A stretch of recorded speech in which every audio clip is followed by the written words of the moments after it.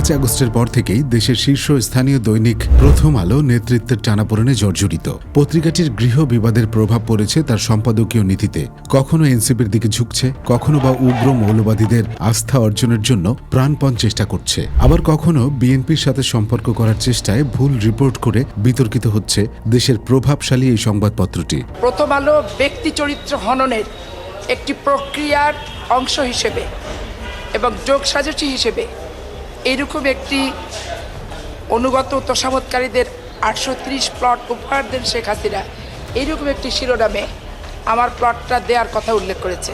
এবং আমি নিজে একটা প্রথম আলোর পাঠক, এইখানে অনুগত তোষামতকারীর 830 জনকে শেখ হাসিনা উপহার দিয়েছে যে প্লট, এইটার তালিকার ভিতরে উনি এক জায়গায় আমার নামটা যে উল্লেখ করলেন, এই নামটা তথ্যভিত্তিক নয় এবং এই নামটা উনি প্রমাণ করতে পারবে না যে উপহার হিসেবে অনুগত হিসেবে আমাকে দেওয়া হয়েছে। প্রথম আলোর নেতৃত্বের বিরোধের জন্যই যে এই টানাপোড়েন তা স্পষ্ট।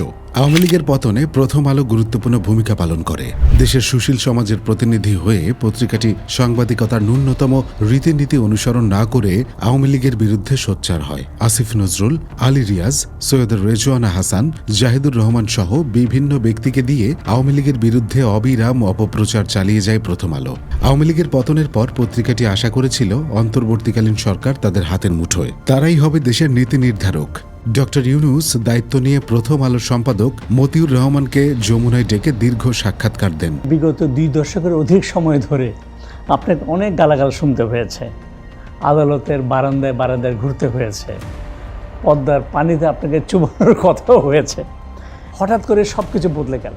এই 15 বছর পরে আপনি এই প্রধানমন্ত্রীর কার্যালয়ে ঢুকতে পেরেছেন। আপনার কি কে বিজ্ঞাপন দেবে না দেবে, আপনি কি লিখবেন না লিখবেন, আমরা তো সেদিনও বলেছিলাম, আবারও বলছি, আপনারা মন খুলে দেখেন, সমালোচনা করেন, তাহলে আমরা জানবো কি করে কি হচ্ছে কি হচ্ছে না। কিন্তু ইউনূস সরকারের সাথে প্রথম আলোর প্রেম বেশি দিন টেকেনি। এই সম্পর্কে বাধা হয়ে দাঁড়ায় পিনাকি, ইলিয়াস, কনক সারওয়ারের মতো উগ্র ইউটিউবাররা। তারা প্রথম আলোর বিরুদ্ধে রীতিমতো যুদ্ধ ঘোষণা করে। দেখেন, প্রথম আলোর সামনে আর্মি গার্ড রাখছেন। ভাই, আপনারা কি হুঁশি আছেন? এইভাবে আপনারা রক্ষা করতে পারবেন? এটা তো কোনো সাস্টেনেবল ব্যবস্থা না। যে কোনো অপারচুন মোমেন্টে আপনারা যারা খাইয়া দিতে চায় হামলা করবে। আমি তো নিজেই হুমকি দিয়ে রাখছি। হ্যাঁ, শুনেন, ইংরেজি যেহেতু কইছি ঠিকই কইছি, তাই না? শুনেন। Well, I believe that there was a clear overreaction on the part of Prothom Alo and government. তো এর বাইরে, ইউনূসের বাইরে যেগুলো এই সরকারের ভেতরে ঢুকেছে, বেশিরভাগই প্রথম আলো এবং ডেইলি স্টারের এই প্রেতাত্মা, তাদেরকে এখানে দেওয়া হয়েছে। বিশেষ করে পিনাকি প্রথম আলোর সামনে গরু জবাইয়ের কর্মসূচি নিয়ে মতিউর রহমানকে গর্তে ঢুকিয়ে দেয়।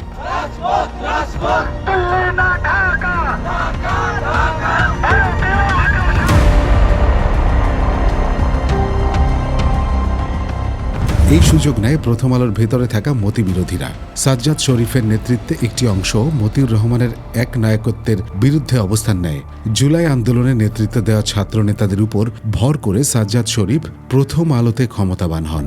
সাজ্জাদ শরীফ প্রথমেই তার প্রতিদ্বন্দ্বী আনিসুল হককে অফিস ছাড়া করেন। আসিফ মাহমুদ, নাহিদ ইসলাম ও অন্যান্য ছাত্রনেতাদের সাক্ষাৎকার লেখা প্রকাশ করে প্রথম আলো বৈষম্য বিরোধী আন্দোলনের মুখপাত্র হিসেবে কাজ শুরু করে। এনসিপি নিয়ে প্রথম আলোর উচ্ছ্বাস দেখে মনে হয় পত্রিকাটি বোধহয় এনসিপির মুখপাত্রে পরিণত হয়েছে।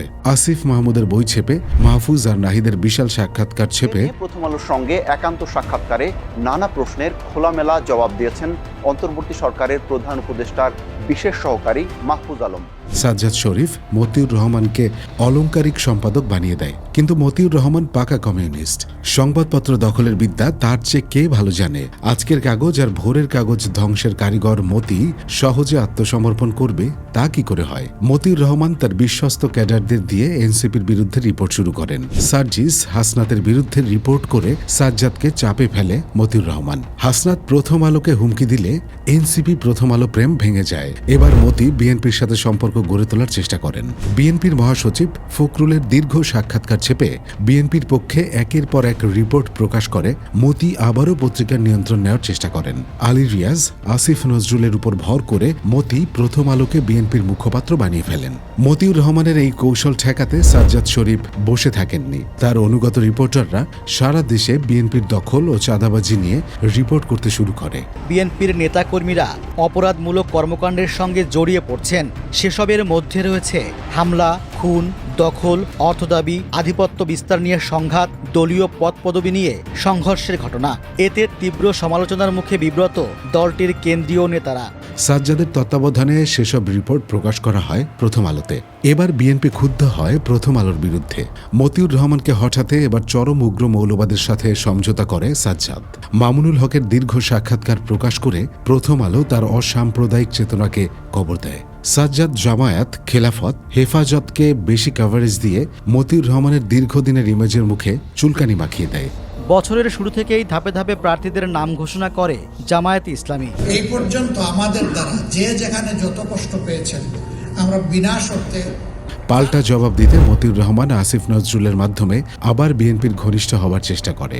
আসিফ নজরুলের প্রেসক্রিপশনে 2 উপদেষ্টার পদত্যাগের এক মন করা রিপোর্ট প্রকাশ করে, যেখানে আলোচ্য 2 উপদেষ্টার সাথে কথা না বলেই তাদের সম্পর্কে রিপোর্ট প্রকাশ করে। কোনো সোর্স ছাড়া কেবল দায়িত্বশীল সূত্রের বরাত দিয়ে এমন রিপোর্ট অপসাংবাদিকতার এক ক্লাসিক উদাহরণ। অবশ্য 5 আগস্টের পর থেকেই পত্রিকাটিতে আওয়ামী লীগের বিরুদ্ধে লাগাতার অপপ্রচার চালানো হচ্ছে। এক লন্ডনের বাড়ি নিয়ে প্রথম আলো গত 1 বছরে 8টি রিপোর্ট করেছে। কোনো রিপোর্ট কপি পেস্ট। টিউলিপ সিদ্দিকীকে নিয়ে 3টি প্রতিবেদন নিশ্চয়ই অপসাংবাদিকতার উদাহরণ হিসেবে সাংবাদিকদের পড়ানো যাবে। যুক্তরাজ্যের লন্ডনে ক্ষমতাসীন লেবার পার্টির মন্ত্রী টিউলিপ সিদ্দিককে বিনামূল্যে একটি ফ্ল্যাট দেওয়ার ঘটনা সামনে এসেছে। That they're being sent to, these letters that they're being sent to, the truth is, it's not fair, it's not just, and there's no evidence against me. It's not serious.